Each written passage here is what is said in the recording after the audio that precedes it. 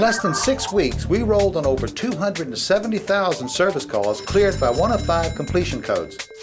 Over half those calls involve replacing cable or connectors or realigning the ODU, and over 110,000 involve replacing the L&B or receiver. That's a lot of service calls. Many of those calls could have been avoided if the technician doing the original installation had just taken the time to do the job right. Almost 10,000 calls a week were cleared by realigning the ODU. Most could have been avoided had the installer taken the time to not only align the antenna, but to make sure the mounting surface was solid and that every nut and bolt was tight.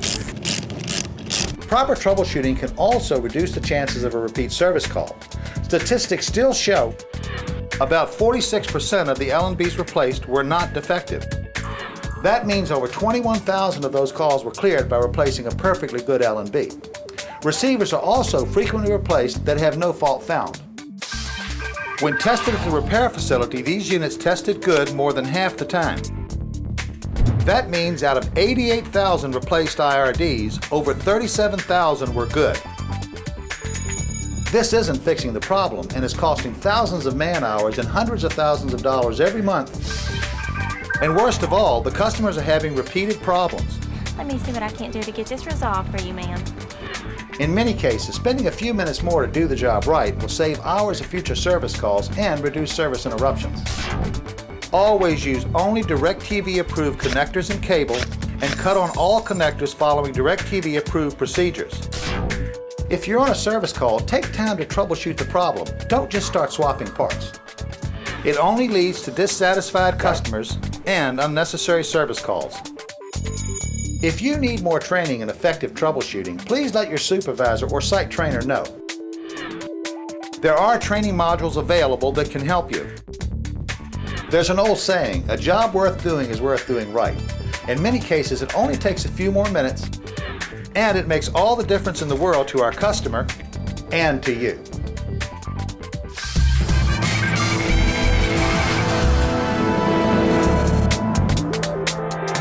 Effective May the 20th, H25 RF kits were available for customers that require RF capability for the remote controls. The kit is available for $35 and includes the RF remote, RF antenna, and mounting bracket. The mounting bracket is intended for self-installation on the TV or wall. Under no circumstances should you install this bracket. These RF kits are available to customers on the Directv website. To place an order online, refer customers to use their existing account or create a new login on their account by going to www.directv.com. After logging in, they can navigate to My Equipment tab, and under Remotes, they'll find the H25 RF remote and mounting kit. The customer must have an active H25 to see this option. They can also place an order by calling 1-800-531-5000. Remember, under no circumstances should you install the mounting bracket. It's a customer installation item only. A blast fax covering the H25 RF kit was sent out on May the 20th. If you didn't receive a copy of that blast fax and would like to have one, ask your trainer or supervisor.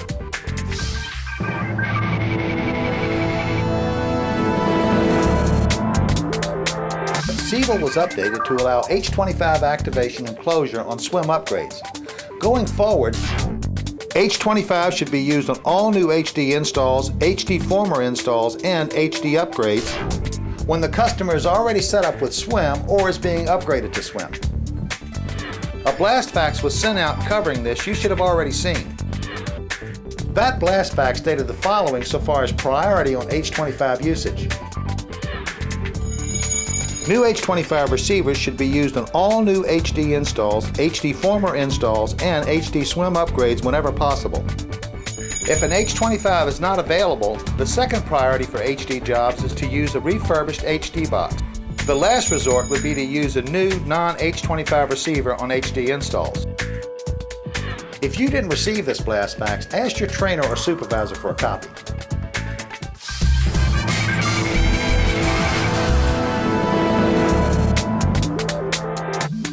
In June, Directv Latin America surged past the 10 million customer mark. That milestone in customer growth and loyalty, coupled with the 19.4 million customers here in the United States, proves DirecTV is the preferred video provider to almost 30 million customers in North and South America.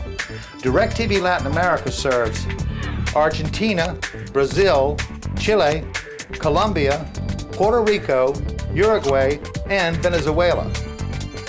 We should all be proud to be part of the best video experience on earth, and we all know that's DirecTV.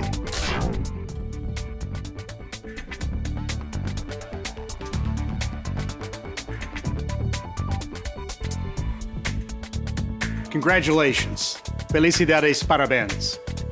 I am so proud of what our DTV LA team has accomplished.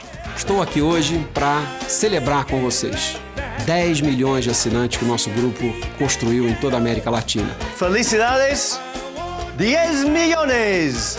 10 million subs! 10 millones! I wish you all the best, champagne all around, and here's to another 10 million.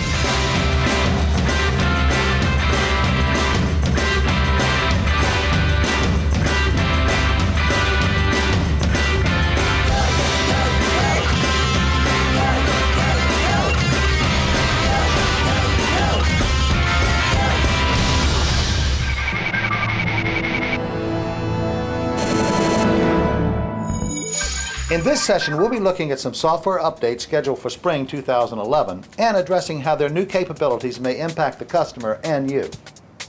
If you don't have Technical Bulletin Issue 6 addressing spring 2011 software updates, you'll need to follow along. Affected receiver models are the HR20 through 24s, R22s, and H21s, 23s, 24s, and 25s. There will be 3 new network test codes that could display on the Connect Now network menu.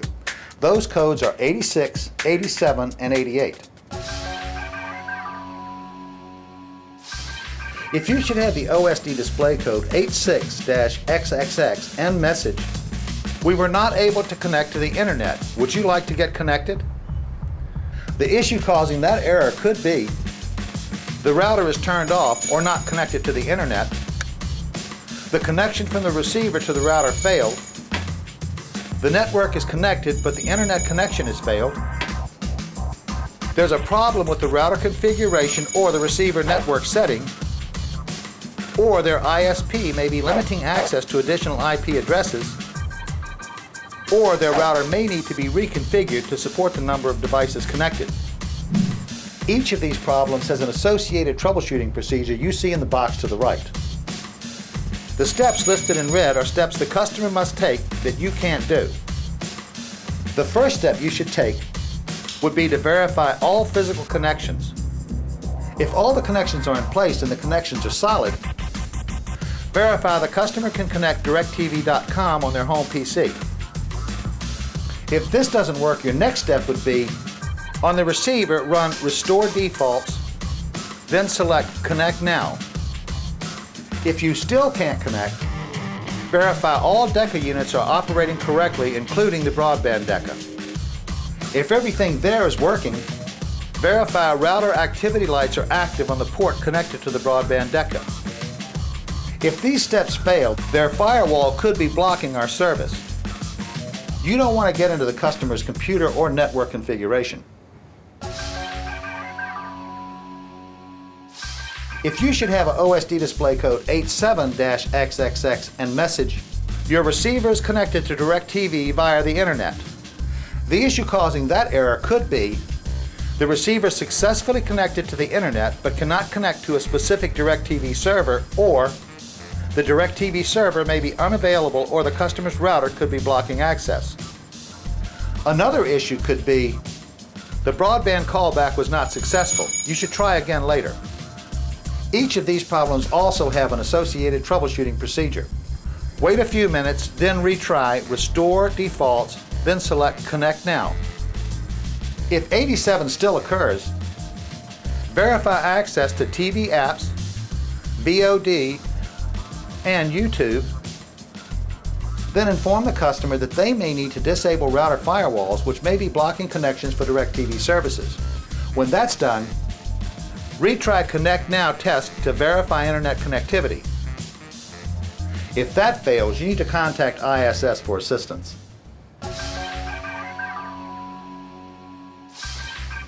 If you have the OSD display code 88-XXX and message, your receiver is connected to Directv via the internet. This is a completion code, not a failure code, indicating the receiver has successfully connected to the internet and the Directv server. If you look at the rest of the bulletin, you'll see 4 new diagnostic code changes that could save you time. Error codes 21, 22, and 23 all have to do with hard drive errors you can't fix. If you should get one of these error codes on a system test, you'll need to replace that receiver. If you get error code 75, there's an external hard drive problem. Don't replace the receiver, but disconnect the external drive. There are a few other items on this bulletin we covered before. There's some new information on the channel banner and issues concerning the acquiring additional software OSD and the deletion of the yellow button function from the channel banner. Though you may have seen this bulletin, we thought we should review it. The information is very important, and the 4 or 5 minutes it takes to review it could save you hours in the field. Our goal is to give you the information you need to get your job done efficiently and effectively and make it a little easier.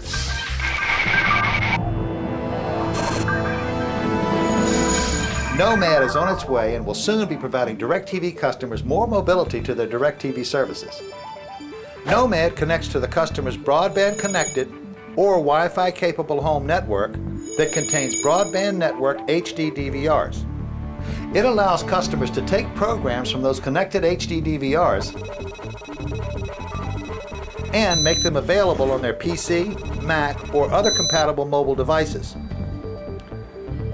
Now that's hot. So what will customers need to take advantage of Nomad? Let's take a look. Nomad will soon be available to existing residential customers. However, there are minimum requirements regarding the broadband equipment and DirecTV hardware they have. They must have DirecTV DVRs model HR20 through HR24 or model R22 that are connected to the internet and DirecTV DVR service on their account. Only one Nomad is allowed per account, and the account must have MRV capability. They also need broadband internet service that must be active during installation and activation, and a router with an available Ethernet port. Wireless capability will be required on the iPhone and Android when the service is available. They'll also need a DirecTV.com account login and compatible client device like PCs or iPhones, and last but certainly not least, Nomad mobile DVR service. We're all excited about this new service, and we'll be providing more information on Nomad soon.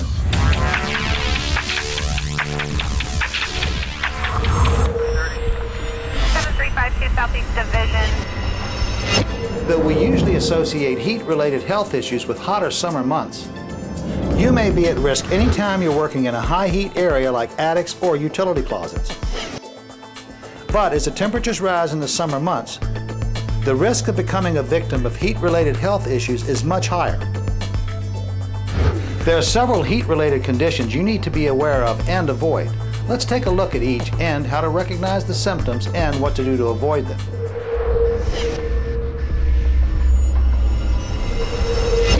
Heat stroke is a medical emergency that occurs when the body's system of temperature regulation fails and body temperatures rise to critical levels. The signs and symptoms of heat stroke include confusion, irrational behavior, loss of consciousness, convulsions, a lack of sweating, hot, dry skin, and an abnormally high body temperature up to 105.8 degrees. If body temperature is too high, it can cause death. This can result from both a heavy workload and high environmental heat. If someone shows signs of a possible heat stroke, professional medical treatment is immediately required and should be obtained.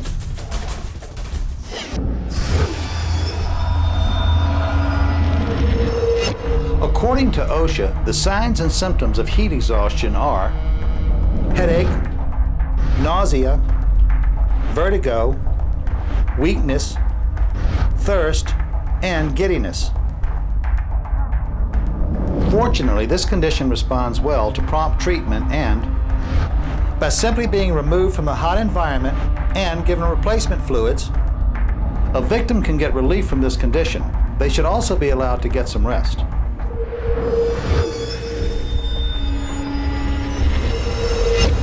Heat cramps are usually caused by performing hard physical labor in a hot environment and the level of salt you have in your body. Excessive salt can build up in the body if the water lost through sweating is not replaced. You can't count on thirst as a guide to your need for water. Instead, you should be drinking water every 15 to 20 minutes when working in hot environments.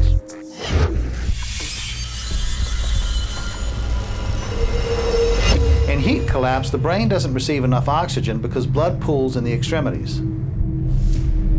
As a result, you could lose consciousness or faint. To prevent heat collapse, you should gradually become acclimatized to the hot environment.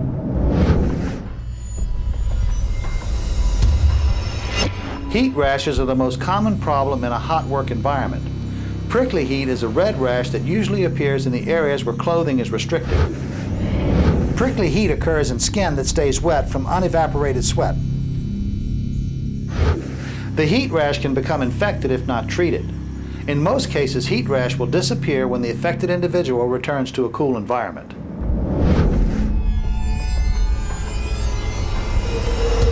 Heat fatigue can be a result of lack of acclimatization. A program of acclimatization and training for work in hot environments can reduce the chances of suffering from heat fatigue. The signs and symptoms of heat fatigue include impaired performance of skill sensory and motor skills in jobs requiring high mental or vigilant skill sets. There is no treatment for heat fatigue except to remove the heat stress before a more serious heat-related condition develops.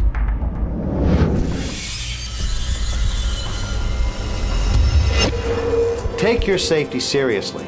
Remember, as the temperature rises, so do the chances for a heat-related problem. Drink plenty of water, and don't expose yourself to prolonged exposure to excessive heat. Play it safe and watch for the signs. Your safety should always be your first consideration and your #1 priority.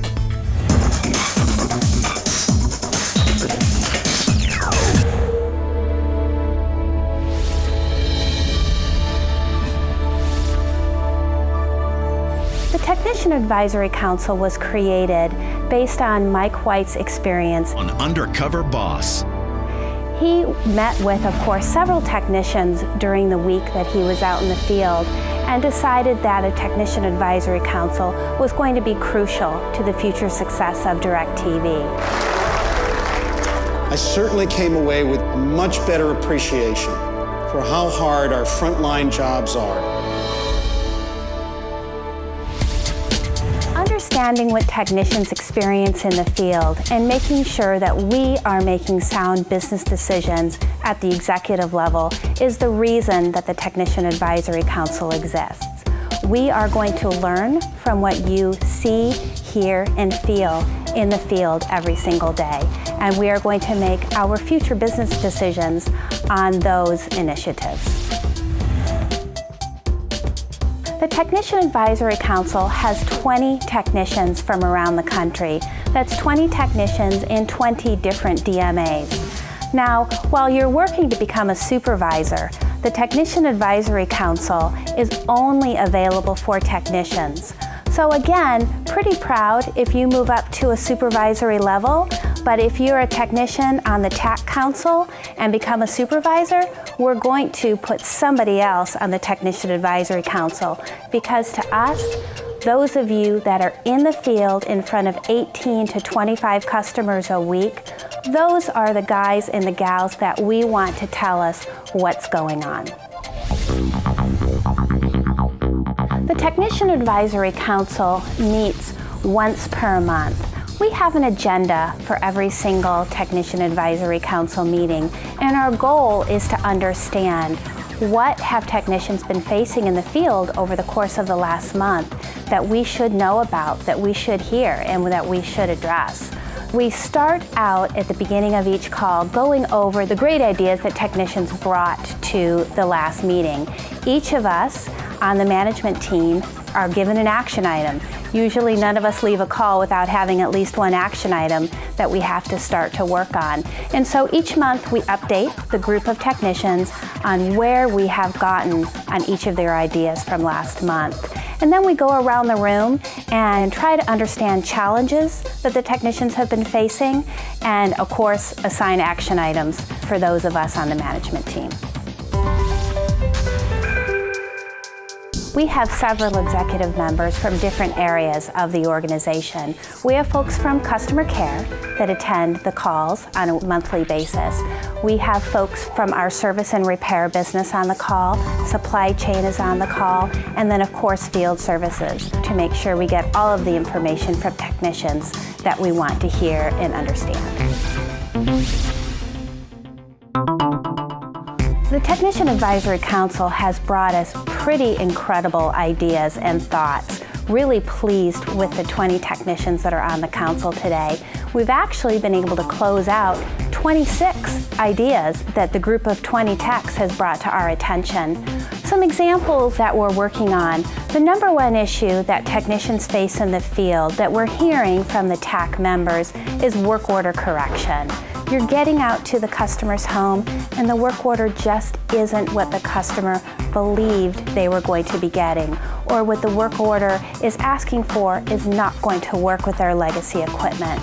So you, of course, need to modify that work order, and that can be a challenge for you. We're working diligently with several different business units inside of Directv to help make sure work order correction is not necessary as many times as it is today. We are going to make that better in this year. Whole home DVR platform. When we launched that, we all know we had challenges out there in the field with it. It was great to be able to talk to this group of 20 technicians to understand the challenges that we're having with whole home DVR and able to come up with some resolutions. We learned a lot with the whole home DVR launch, and we know that we're going to be able to do a much better job in the future based on the ideas from technicians when we launch another product similar to whole home DVR in the future. Another idea is the connectivity challenges that technicians are facing in the field. We know that the broadband DECA has been challenging for techs, especially when you get to a home and the customer doesn't have broadband service, but a broadband DECA is on the work order. Of course, those discussions during the Technician Advisory Council led to our direction to you last December that told you if broadband DECA is on the work order and if the customer has told you that they will be installing broadband service in the near future, to leave the broadband DECA at the house and to go ahead and make sure that the customer understands how to finish connecting that up when their broadband service gets installed. I know prior to that it was confusing for you to know what to do with the DECA when a customer did not have broadband connectivity.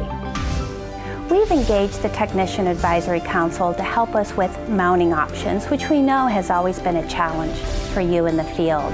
So we're looking at several different mounting options that we may move towards in this calendar year. We're also working hard with the Technician Advisory Council group to understand any challenges that they may have with the point of sale discussion, with the care discussions that customers have, as well as discussions with, of course, our dispatch group. Every single one of these business units works hard every single day to make sure that they are providing an outstanding experience to our customer. But we also want to make sure that you, as technicians, understand what they're working on and the reasons that they give responses to our customers that sometimes may frustrate you. The Technician Advisory Council group has certainly brought us great ideas. It's making us think outside of the box a little bit more often than we were before. I think that the Technician Advisory Council group has been really pleased just with the results of the TAC group.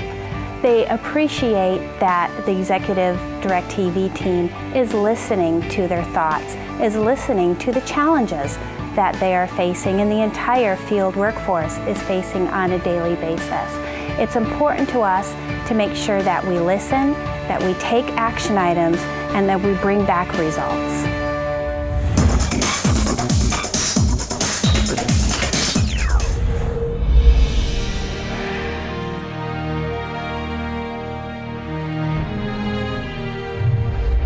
It's our goal to provide you with information that will help you do your job better and faster and keep you up to speed with the latest Directv technologies, processes, and procedures. The challenge we face is determining if we were successful and if you benefit from the session we provide. We want your input. You face so many challenges every day, and we need to know if we're giving you what you need to meet those challenges. We know you're busy and that your time is valuable, so we've come up with a way that you can provide that input quickly and easily online. You've all heard us talk about satinstalltraining.com, our technical website, and many of you use it frequently. Well, we've added a feature that will give you direct input to the training team. Simply go online to satinstalltraining.com, click the survey link on the home page, and follow the directions. It only takes a couple of minutes and will let us know how we're doing and what you think could improve these sessions. We really want to hear from you because we want you to get the training and information you need to continue to provide our customers with the best video experience on earth. And we all know that's Directv. That web address again is satinstalltraining.com and look for the survey button. From all of us here at Directv, drive safely, be careful, and have a safe and productive day.